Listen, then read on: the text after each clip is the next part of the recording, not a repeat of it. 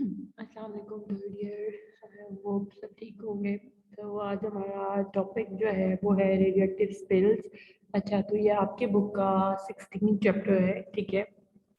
और इसमें सब तक हम रेडियोएक्टिव कंटामिनेशन के बारे में पढ़ चुके हैं, ठीक है। आइदर इंटरनल एक्सटर्नल क्या है, और कंटामिनेशन है तो उससे अपने आप को प्रोटेक्ट कैसे करना है। जैसे हम बिल्कुल रेडियोलॉजी में जैसे हम पढ़ते थे कि रेडिएशन प्रोटेक्शन कैसे करनी है, वैसे ही हमने बिल्कुल प्रीवियस लेक्चर में यही पढ़ा कि अगर डिकंटामिनेशन हो जाएगी ऑब्वियसली उसमें से भी रेडिएशन निकल रही होंगी। जिस जगह पे भी रेडियोएक्टिव मटेरियल गिरा हुआ होगा तो वहां से हमने अपने आप को प्रोटेक्ट कैसे करना है, ठीक है। जिस तरह हमने सेम जनरल रेडियोलॉजी पढ़ी थी उसमें जब हमने कार्डिनल प्रिंसिपल्स पढ़े थे, डोजीमीटर्स पढ़े थे, पर्सनल प्रोटेक्टिव इक्विपमेंट्स पढ़े थे सारे, ठीक है, जिनमें इलाइडेप्रिन शील्डिंग वगैरह सारा कुछ आता है, ठीक है। उसी तरह सेम न्यूक्लियर मेडिसिन में भी रेडिएशन प्रोटेक्शन होती है, ठीक है। जिसका कंटेमिनेशन हो गई, स्पिल हो गया, कोई भी एक्सीडेंटली रेडियोएक्टिव मटेरियल गिर गया या कुछ भी ऐसा मत हो गया, तो उसके लिए नतीजे में भी हमें अपनी प्रोटेक्शन करना जरूरी है, ठीक है। आसपास जो उधर एज ए टेक्नोलॉजिस्ट हमें भी जरूरी है, और वहाँ पे आसपास जो वर्कर्स काम करें उनके लिए भी, और अगर कोई पब्लिक एक्सेस वो भी हमें बंद करना जरूरी होता है ऐसी जगह पे, ठीक है। तो उसके लिए जो है हम डिफरेंट प्रिकॉशनरी मेजर्स लेते हैं। कुछ हम प्रीवियस लेक्चर में पढ़ चुके थे। आज जो इम्पोर्टेंट टॉपिक है वो स्पिल्स का है, और स्पिल्स का क्वेश्चन आपको वाया में पूछा जाता है, और उससे बच के ये ज़्यादातर आपको एमसीक्यूज में या एससीक्यू में भी आता है कि रेडियोएक्टिव स्पिल अगर हो गया है तो उसको प्रोटेक्ट करना है, तो उसमें उसका प्रोसीजर क्या होगा या उसमें कौन कौन से स्टेप्स फॉलो किए जाते हैं, ठीक है। तो सबसे पहले अब हम पढ़ते हैं कि स्पिल होता क्या है। पहले तो even with most careful attention to radiation safety procedures, spill of radioactive material can occur. Radioactive spills can be minor or major. Spill, अब स्पिल का मतलब ये है कि जब जिस वक्त हम न्यूक्लियर मेडिसिन डिपार्टमेंट में काम कर रहे होते हैं, ठीक है, तो वहाँ पे अगर प्रॉपर हैंडलिंग नहीं हो रही रेडियोएक्टिव मटेरियल्स की, या अगर फॉर एग्जांपल हमने पेशेंट को रेडियोएक्टिव मटेरियल इंजेक्ट किया है और एक्सीडेंटली वहाँ पे इंजेक्शन देते हुए थोड़ा सा रेडियोएक्टिव मटेरियल नीचे फर्श पे गिर गया, तो इसका मतलब है वो स्पिल हो गया है, ठीक है। अगर एक्सीडेंटली हमारे पास रेडियोएक्टिव मटेरियल अगर गिर गया है कहीं पे, ठीक है, डिपार्टमेंट में, या प्रॉपर हैंडलिंग में, या प्रॉपर हैंडलिंग नहीं हुई, या स्टोरेज में कोई मसला आ गया है, उसकी वजह से कोई अनसील्ड सोर्स था रेडियोएक्टिव मटेरियल का, ठीक है, उसको सही तरह हैंडल नहीं किया गया डिपार्टमेंट में, तो उसकी केस में स्पिल हो सकता है। और जिस वक्त स्पिल की पॉसिबिलिटी होती है उस वक्त ये होता है कि जिस रूम में स्पिल हुआ है उसको फौरन शट डाउन कर दिया जाता है, ठीक है, ताकि उधर आसपास कोई भी लोग ना जाए। और अगर प्रोसीजर उस रूम में परफॉर्म होना होता है तो फिर हम दूसरी लोकेशन पे प्रोसीजर को परफॉर्म करते हैं, क्योंकि वो इतना खतरनाक होता है। ऑब्वियसली जब स्पिल हुआ है तो उसके अंदर से रेडिएशन निकल रहे होंगे और आसपास के लोगों के लिए भी खतरा होगा। आपकी बुक में छोटा सा टॉपिक लिखा हुआ है स्पिल्स का, लेकिन अगर आप लोग स्लाइड से कर लोगे तो ज़्यादा बेहतर है, ठीक है। अच्छा, स्पिल दो तरह की होती है, एक माइनर स्पिल्स होती हैं और मेजर स्पिल्स होती हैं। अच्छा, माइनर स्पिल्स जो है उनको आप कह सकते हो ऐसे रेडियोएक्टिव स्पिल जो कि लेस देन मिलीक्यूरी में उसकी मेजरमेंट रेडियोएक्टिविटी आ रही है तो वो माइनर स्पिल है। और मेजर स्पिल ये है कि अगर मोर देन मिलीक्यूरी हमारे पास रेडियोएक्टिविटी आ रही है तो वो मेजर स्पिल है, ठीक है। और अब हमें कैसे पता चलेगा कि जी स्पिल माइनर है कि मेजर है, ये क्यूरीज का हमें कैसे पता चलेगा। हम प्रॉपर रेडियो एक्टिविटी को डिटेक्ट करते हैं, डिफरेंट टाइप के काउंटर्स होते हैं, ठीक है, जिनकी मदद से हम रेडियो एक्टिविटी को मेजर कर रहे होते हैं। उससे हमें पता चल जाता है कि ये माइनर स्पिल है या मेजर स्पिल हुआ है, ठीक है। और फिर इनको हैंडल करने के भी डिफरेंट तरीके होते हैं, ठीक है। अगर आपको क्वेश्चन स्पिल्स का आ जाता है तो आप माइनर और मेजर करके भी बता सकते हो कि माइनर को कैसे हैंडल करना और मेजर को कैसे हैंडल करना, या डायरेक्ट भी बता सकते हो, जनरली भी लिख सकते हो, ठीक है। और जिस वक्त स्पिल हो जाता है सबसे पहला काम आपका क्या होता है कि रेडिएशन सेफ्टी ऑफिसर जो होता है आरएसओ, ठीक है, आपको ज़रूरी है एज अ टेक्नोलॉजिस्ट के सबसे पहले आप उसको इन्फॉर्म करो ताकि जिस जगह पे इंसिडेंट हुआ है वो उसकी प्रॉपर इन्वेस्टिगेशन करे। और न्यूक्लियर मेडिसिन डिपार्टमेंट के प्रोटोकॉल जनरल रेडियोलॉजी से भी ज़्यादा स्ट्रिक्ट होते हैं, उसके रूल्स और रेगुलेशन, ठीक है, उसकी अथॉरिटी बहुत स्ट्रिक्ट होती है। तो वो फौरन जो रेडिएशन सेफ्टी ऑफिसर होता है उसको फौरन उस इंसिडेंट की रिपोर्ट तैयार करके जो रेडिएशन सेफ्टी कमेटी होती है उसके आगे पेश करना पड़ता है और ओथ लेना पड़ता है कि अब नेक्स्ट फर्दर स्पिल का जो है चांसेस कम से कम होंगे। इसीलिए न्यूक्लियर मेडिसिन डिपार्टमेंट में प्रॉपर हैंडलिंग और care of radio active material बहुत ज़रूरी होती है। जैसे अब फॉर एग्जांपल किसी फैक्ट्री से हमने इम्पोर्ट कराया है, ठीक है, हमारे रेडियो एक्टिव मटीरियल आया है, ठीक है, अब वो हैंडलिंग के दौरान ही हो सकता है कि वो जिस कंटेनर में आया उस कंटेनर में लीक हो गया और पता ना चला हो, ठीक है, या हॉस्पिटल आते साथ ही बॉटल टूट के गिर गई हो, ठीक है, उस चीज़ का ख्याल रखना होता है। जिस वक्त रेडियो एक्टिव मटीरियल आपके पास आ रहा होता है, फॉर एग्जांपल किसी भी ठीक है लेबोरेटरी से आया है आपके हॉस्पिटल में, ठीक है, आपने अपने हॉस्पिटल में न्यूक्लियर मेडिसिन डिपार्टमेंट में जब उसको सही बता बॉक्स को खोला है, उसके अंदर से रेडियो एक्टिव मटीरियल निकाला है, तो आपने जब उसको हॉट लैब में प्रिपेयर करना है फॉर रेडियो फार्मास्यूटिकल, जब वो रेडियो फार्मास्यूटिकल बन जाएगा तो आपने उसको प्रॉपर वायल में डालना है और वो वायल जो होती है वो लेड शील्डिंग होती है बेसिकली, ठीक है, वो मैं आगे आपको नेक्स्ट लेक्चर में दिखाऊंगी कि वो लेड शील्डिंग होती है। इंजेक्शन भी की जो कवरिंग होती है वो भी लेड की होती है और उसके अंदर जो होती है वो वायल लगी हुई होती है ताकि कंटेमिनेशन के चांसेस कम से कम हो सके और स्पिल के चांसेस भी कम से कम हो सके, ठीक है। स्पिल छोटा टॉपिक है लेकिन इम्पोर्टेंट बहुत है। ये दिखाया हुआ है कि स्पिल हो गया, जैसे कंटेनर से आपका रेडियो एक्टिव मटेरियल जो है वो बाहर गिर गया है, ठीक है, तो ये एक्सीडेंटल स्पिल है। ये लेबोरेटरी में हॉट लैब में काम करते हुए, ठीक है, वायल से रेडियो फार्मास्यूटिकल गिर गया है शीट के ऊपर, तो ऐसी कंडीशन में आप क्या करते हो, आपने लेग ग्लव्स तो लाजमी पहने होंगे लेबोरेटरी में हॉट लैब में काम करते हुए, आप फॉरन एब्जॉर्बेंट पेपर रख देते हो और एब्जॉर्बेंट पेपर को दोबारा अपने हाथ से नहीं उठाना होता, आपने बल्कि आप फोर्सेप्स यूज करते हो, ठीक है।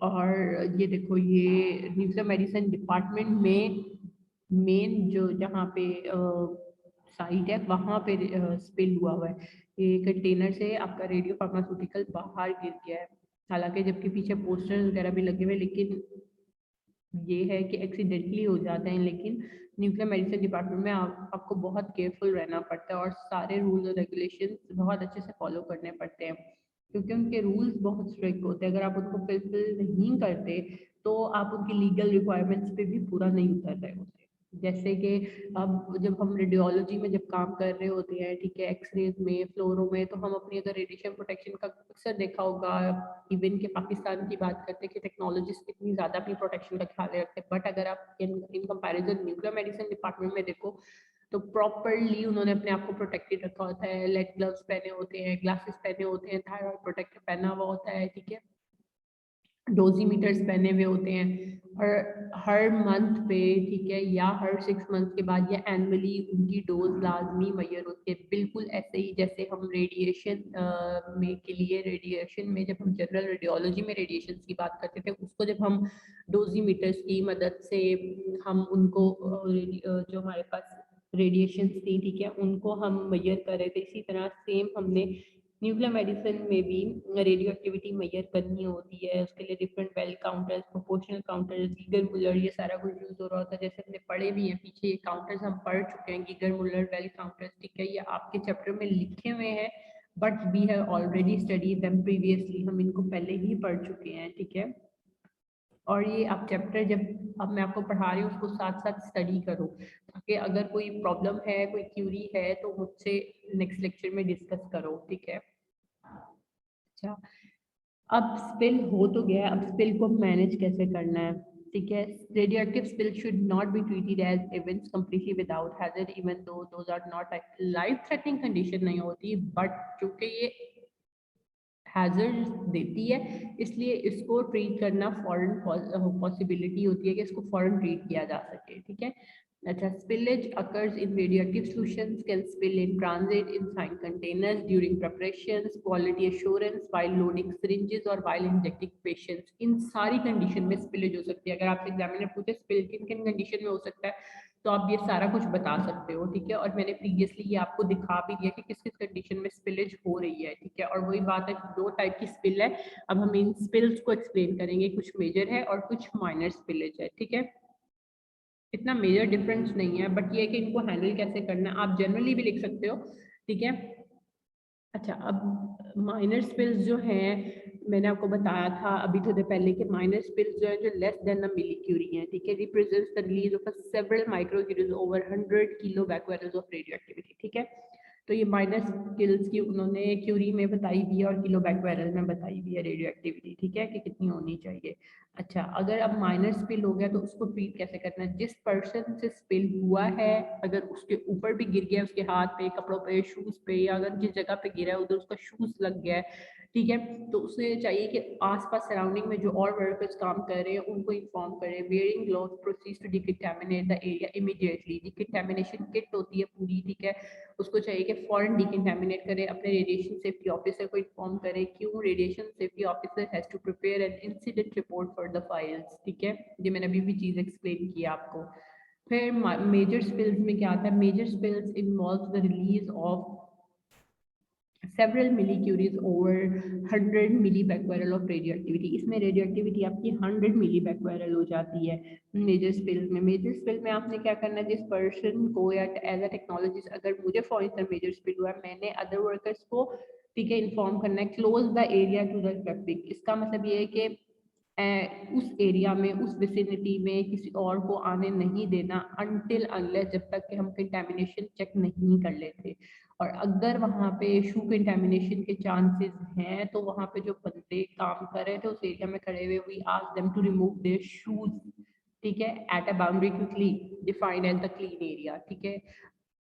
जाहिर बात है अब वहाँ पे स्पिलेज हो गई है, ठीक है, और वो जो बंदा था टेक्नोलॉजिस्ट वहाँ पे जिसे स्पिलेज हुई है, हो सकता है उसका गलती से पाँव उस जगह पे आ गया और वहाँ पे और वो जिस जिस जगह पे गया वहाँ पे और जो वर्कर्स थे, जाहिर बात है उनके भी वो रेडिएशन जो है, ठीक है, वो लग लग के उनके चूज से भी निकल सकती है, ठीक है, कंटेमिनेट तो वो उनको भी कर रहा है, अपने सराउंडिंग में भी कर रहा है। जैसे फॉर एग्जांपल मैं थी, मेरे से स्पिलेज हो गई है, मैं खुद तो कंटेमिनेट हूँ, अपने आसपास वालों को भी कंटेमिनेट किया, तो मैंने क्या करना है कि मैंने अपने जूते उतार देने और आसपास जो मेरे एक दो वर्कर्स काम करते हैं उनको भी कहना है जो क्लीन एरिया है उस जगह पे जाके अपने जूते उतार देने, और अनटिल अनलेस जब तक कंटेमिनेशन उस एरिया की चेक नहीं हो जाती किसी को वहां आने नहीं देना। कंटेमिनेशन हम काउंटर, डोजीमीटर वगैरह के थ्रू चेक करेंगे, ठीक है, वो मैं आगे आप लोगों को दिखाऊंगी सारा। summons the RSO who would immediately assess the situation and give direction for decontamination, ठीक है, आपने बताना है अपने सुपरवाइजर को या रेडिएशन सेफ्टी ऑफिसर को, ताकि वो क्लियरली सबको इंस्ट्रक्ट कर सके, ठीक है, कि डिकंटामिनेट कैसे करना है। कंटेन, अगर स्पिलेज हो गई है तो एब्जॉर्बेंट पेपर से आपने, जिस तरह टिश्यूज है वैसे एब्जॉर्बेंट पेपर होते हैं, ठीक है, वो आपने उससे फौरन क्लीन कर देना है।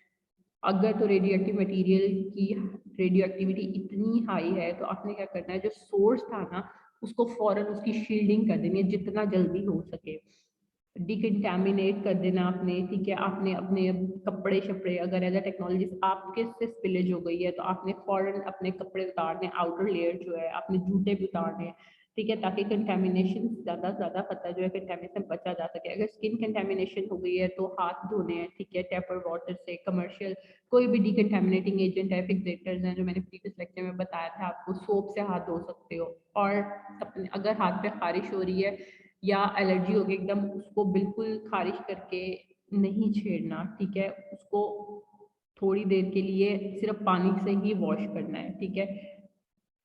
फिर हमने ये देखना है कि अब कंटेमिनेशन जहाँ हुई है वो लो रेंज है या हाई रेंज है, उसके लिए हम गीगर मिलर या सर्वे मीटर्स वगैरह या काउंटर्स यूज कर रहे होते हैं, ठीक है। जब तक के रेडिएशन लेवल एक्सेप्टेबल नहीं होता हम उस एरिया को क्लोज ही रखते हैं और किसी को उस जगह पे नहीं आने देते।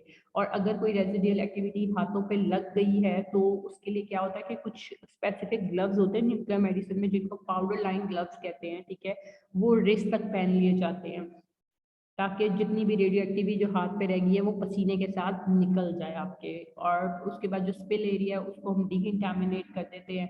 डिकंटामिनेट करने से पहले हमने उसकी contamination level, radioactivity check करनी है कि जो रेडियो एक्टिव मटीरियल उस जगह पे गिरा है उसकी रेडियो एक्टिविटी कितनी है और कितने टाइम में वहाँ से डिके करेगी अगर हम उसको साफ भी करते हैं तो, और कौन सा रेडियो न्यूक्लाइड यूज हुआ था, ये सारा कुछ, ठीक है। अगर तो लो रेडियो एक्टिविटी स्पिल हुआ है ना तो हमने फॉरन एब्जॉर्बेंट पेपर से साफ करना शुरू कर देना है, ठीक है। और जो स्पिल वाला एरिया उसको आपने मार्क कर देना है कि इस जगह पे कोई भी ना है, और आपने ऑब्वियसली अपने डिपार्टमेंट में सबको इन्फॉर्म भी कर देना है। ठीक है। और अगर पॉसिबिलिटी हो तो उस जगह को आप डिकंटामिनेटेड जो भी आपके पास है फिक्सेटर, उससे आप धोना शुरू कर दो उस जगह को, ठीक है, ताकि वो और जगहों पे ना फैले। और जो कंटामिनेटेड मटेरियल जैसे बॉटल थी या वायल टूटी है या इंजेक्शन था, आपने क्या करना है, उस कंटामिनेटेड मटेरियल को एक प्लास्टिक बैग में डालना है, लाइक येलो कलर का है, रेड ब्लू जिसका भी, उसको आपने लेबल करना है, ऊपर लिखना है कि जी ये कंटामिनेटेड मटेरियल है और ये डिस्पोजल के लिए जा रहा है, ठीक है, ताकि पता हो। और अगर हाई एक्टिविटी स्पिल हो गया जिसकी पॉसिबिलिटी भी ज़्यादा है कि जो पर्सनल वहाँ पे काम कर रहे हैं उनको एक्सपोजर ज़्यादा मिलने का खतरा है, तो उसके लिए ज़रूरी है कि फ़ौरन से डिकंटामिनेशन प्रोसीजर स्टार्ट किया जाता है, ठीक है। और उस जगह पे किसी भी बंदे को नहीं आने दिया जाता अनटिल अनलेस जबकि तक के वो रेडियो न्यूक्लाइड डिके नहीं हो जाता, ठीक है। और हमें कैसे पता चलेगा कि वो रेडियो न्यूक्लाइड डिके कैसे होगा, तो जाहिर बात है हम पहले उस चीज़ को हमने अपने गीगर मुलर काउंटर सर्वे मीटर से हम उस जो रेडियो एक्टिविटी है उसको हम डिटेक्ट कर चुके हैं, तो उससे हमें पता चल जाएगा ये लो रेंज है या हाई रेंज थी, ठीक है। फिर आपका जो रेडिएशन सेफ्टी ऑफिसर है, सुपरवाइजर है, उसने ऑब्वियसली रिपोर्ट तैयार करनी है और उसने बताना है कि ये एक्सीडेंट कैसे हुआ और उसने क्या क्या स्टेप्स लिए हैं, ताकि वो जो भी हमारी सुपरवाइजरी कमेटी होती है वो उसको भेज सके। और मैंने आपको पहले भी बताया कि स्पिल जो है वो पेशेंट को, जिस वक्त हम पेशेंट को रेडियो फार्मास्यूटिकल इंजेक्ट कर रहे होते हैं ना, अचानक ऐसा होता है कभी कभार स्पिल तब भी हो जाता है, क्योंकि जब हम कार्डियक स्कैन्स करते हैं ना न्यूक्लियर मेडिसिन में, तो पेशेंट को हम स्ट्रेस स्कैन होता है उसमें हम क्या करते हैं, पेशेंट को पहले ट्रेडमिल पे चढ़ाते हैं, ठीक है। जिस वक्त हम ट्रेडमिल पे चढ़ाते हैं पेशेंट को, उस वक्त हम पेशेंट को जब कंट्रास्ट रेडियो फार्मास्यूटिकल इंजेक्ट कर रहे होते हैं, तो खतरा होता है कि गिर सकता है ट्रेडमिल पे, ठीक है, या पेशेंट के ऊपर भी गिर सकता है। और अगर इस केस में कभी ऐसा हो जाए तो आपने क्या करना है, सबसे पहले आपने you have to stop the treadmill, ठीक है, and ask the patient to step off the machine. और फॉरन एब्जॉर्बेंट पेपर लाके या एब्जॉर्बेंट टॉवल होता है, ठीक है, आपने उससे साफ करना है। और पेशेंट को आपने इंस्ट्रक्ट करना है कि वो अपने शूज उतार दे, ठीक है, क्लीन एरिया पे जाके, और अपनी स्किन को डिकंटामिनेट कर दे। आपने अपने साथ साथ पेशेंट का भी तो ख्याल रखना है ना, ठीक है। और आपने उस ट्रेडमिल को अच्छी तरह से डिकंटामिनेट करना है। तो ये सारे कुछ इम्पॉर्टेंट पॉइंट्स थे। अगर स्पिल हो जाए तो उसको कैसे जो है हम ट्रीट करेंगे, ठीक है। तो आपकी बुक में डिफरेंट पॉइंट्स लिखे हुए हैं, आप वहां से भी कर सकते हो, अगर आपको यहाँ से सही लग रहा है तो आप यहाँ से भी कर सकते हो।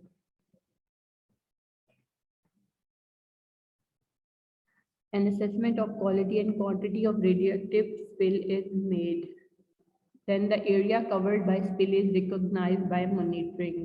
और अगर मॉनिटरिंग के दौरान हमें पता लग रहा है कि if any worker is injured, तो सबसे पहले जो है मेडिकल एड उसको प्रोवाइड की जाती है, ठीक है। जैसे मैंने बताया कि अगर उसके हाथ पे फॉर एग्जांपल स्किन कंटेमिनेशन हो गई है तो उसको हो सकता है खारिश हो रही हो, इरिटेशन हो रही हो, ठीक है, ऐसे में उसको फॉरन मेडिकल एड प्रोवाइड की जाती है।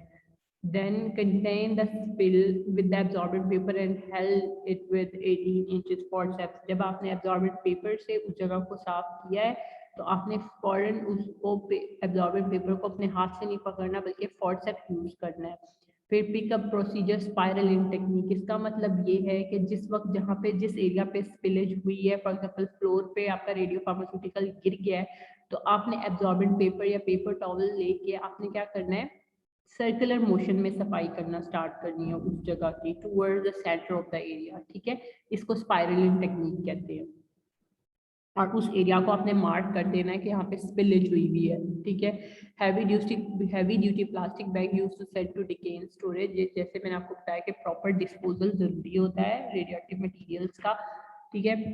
तो उसके लिए ये बहुत जरूरी है। अच्छा, जितने भी अब डिटेक्टर्स और काउंटर्स हैं ये हम पढ़ चुके हैं, survey meter, Geiger Muller, proportional counters, तो ये आपको पता होने चाहिए, ठीक है, कि इनसे हम रेडियो एक्टिविटी मेजर कर रहे हैं। और इनके इमेजेस भी आपकी बुक में बने हुए हैं। बुक में अगर नहीं समझ आते तो आप लोग गूगल पे देखो, क्योंकि जब ऑस्पी के लिए बंदा आता है ना तो आपके सामने ये सारे काउंटर्स जो है, ठीक है, ये रखे जाते हैं कि इनमें से बताओ गीगर मुलर कौन सा है, सर्वे मीटर कौन सा है, प्रोपोर्शनल काउंटर कौन सा है, प्रोपोर्शनल चैम्बर कौन सा, आयनाइजेशन चैम्बर कौन सा है, इसका प्रिंसिपल क्या है, ये सारा जिस वक्त मैंने पढ़ाया था मैंने बताया था। और क्योंकि ये सारा इस चीज़ के साथ इंटरलिंक्ड है, रेडिएशन प्रोटेक्शन के साथ, तो आप प्रीवियसली आपको याद होगा तो आप आगे भी याद रख सकोगे इन चीज़ों को, ठीक है।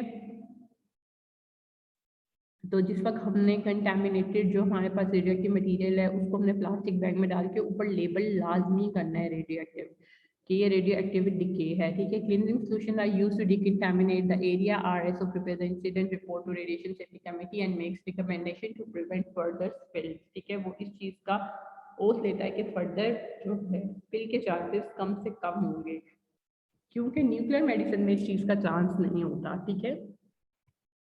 ये देखो, ये एब्जॉर्बेंट पेपर है और वहाँ पे फॉरेन स्पाई की गई है जहाँ पर स्पिलेज हुई थी। उसके बाद जहाँ पे स्पिलेज हुई थी उस एरिया को आउटलाइन कर दिया गया है। और ये वाली जो चीज़, ये जो उसके हाथ में शो रहा है, ये सर्वे मीटर है बेसिकली, ठीक है। गीगा मुलर सर्वे मीटर है। ये डिकंटेमिनेशन किट है। अगर मैं इसको आपको थोड़ा सा जूम करके दिखाऊं तो ये आपकी सारी डिकंटेमिनेशन किट है जिसके अंदर ब्रूम है, ठीक है, सॉल्यूशन है, फिक्सेटर, डस्टबिन है, कंटेनर है, शॉपिंग बैग, प्लास्टिक बैग है, ठीक है। इसके अलावा पोस्टर्स पड़े हुए हैं, ठीक है, और एब्जॉर्बेंट पेपर है, टॉवल, ग्लोव्स है, ठीक है। उसके बाद ये स्पिलेज किट है, ये रेडिएशन सेफ्टी ऑफिसर की फाइल है, ठीक है। ये डोजीमीटर पड़ा हुआ है, ये एब्जॉर्बेंट पेपर्स हैं, ग्लव्स हैं। तो ये सारा कुछ जो है ये आपकी स्पिलेज जो होती है, ठीक है, उसको प्रिवेंट करने के लिए ये सारा कुछ बहुत ज़रूरी है, क्योंकि न्यूक्लियर मेडिसिन में, हॉट लैब में, ठीक है, एक्सटर्नल और इंटरनल सोर्सेज दोनों से हमें रेडिएशन एक्सपोजर मिल रहा है ना, सेम ऐसे ही जिस तरह हमें कब मिल रहा था, एक्सरेज में, ठीक है। तो एक्सरेज में भी जब हमने डिफरेंट सोर्सेज पढ़े थे कि रेडिएशन के सोर्सेज क्या क्या है, ठीक है, इसमें टेरेशियल था, कॉस्मिक रेज था, इसी तरह सेम न्यूक्लियर मेडिसिन में भी वही चीजें हैं। तो जब आप 16 चैप्टर स्टार्ट करोगे पढ़ना तो उसमें वही सबसे पहले TDS आएगा, टाइम डिफरेंस शील्डिंग, वो आपको पता होना चाहिए, इनवर्स के लॉ भी हम कर चुके हैं। तो ये सारी वही चीजें, इनको एक दफा आपने खुद गो थ्रू करना है 16 चैप्टर को, और इंशाल्लाह जब हम इन पर्सन क्लास लेंगे और जो चीज़ रह जाएगी वो मैं आपको कवर कराऊंगी। उसके अलावा इंटरनल कंटैमिनेशन, एक्सटर्नल कंटैमिनेशन मैं बता चुकी हूँ, काउंटर्स मैं आपको पढ़ा चुकी हूँ पहले ही, ठीक है। अब नेक्स्ट लेक्चर में इंशाल्लाह मैं आपको बताऊंगी कि what to do if the patient is radioactive, ठीक है। पेशेंट की प्रोटेक्शन कैसे करनी है, if the patient is pregnant और लैक्टेटिंग मदर है, ब्रेस्ट फीडिंग पे है, स्कैन करना है नहीं करना है, और एक दफ़ा दोबारा से सारा गो थ्रू करा दूंगी कि रेडिएशन प्रोटेक्शन न्यूक्लियर मेडिसिन में कैसे होगी, ठीक है। लेकिन ये कि प्लीज़ आप लोग भी साथ साथ पढ़ोगे तो ये चीज़ होगी, अदरवाइज ये कवर नहीं होगा। उसके अलावा पर्सनल मॉनिटरिंग है, उसमें ये डोजीमीटर्स भी आते हैं, ठीक है। एक्सटर्नल मॉनिटरिंग और इंटरनल मॉनिटरिंग दोनों, ठीक है। एक्सटर्नल मॉनिटरिंग तो जाहिर बात है कि आपको पता है कि डोजीमीटर्स के थ्रू ही हो जाएगी, लेकिन इंटरनल मॉनिटरिंग रेडिएशन की कैसे होती है, वाया बायोएसेज, ठीक है। बायोएसेज ये होता है कि हमारा जो हमारी टोटल बॉडी है उसमें कितना अपटेक हुआ है, ठीक है, या हम इस तरह भी कह सकते हैं मेजरमेंट ऑफ ऑर्गन और टोटल बॉडी अपटेक, ठीक है। जहाँ हम यूरिन एनालिसिस करते हैं, ब्लड एनालिसिस करते हैं for the presence of radio activity, तो ये सारा कुछ जो है ये इंटरनल मॉनिटरिंग में आता है, ठीक है। अगर आपको ऐसे क्वेश्चन आ जाए कि personal monitoring for radiation protection, तो उसमें एक्सटर्नल मॉनिटरिंग और इंटरनल हम दोनों बता सकते हैं। एक्सटर्नल में हम डोजीमीटर एक्सप्लेन करेंगे, ठीक है। डोजीमीटर्स मैंने अभी नहीं पढ़ा है, वो मैं पढ़ाऊंगी, मैंने अभी सिर्फ काउंटर्स पढ़ाए हैं आपको, ठीक है। तो डोजीमीटर्स आपके इसी चैप्टर में और इंशाल्लाह फिर हम इसमें करेंगे। होपफुली यहाँ तक सबको समझ आ गया। कोई प्रॉब्लम हो प्लीज मुझसे पूछ लेगा। Thank you, Allah Hafiz.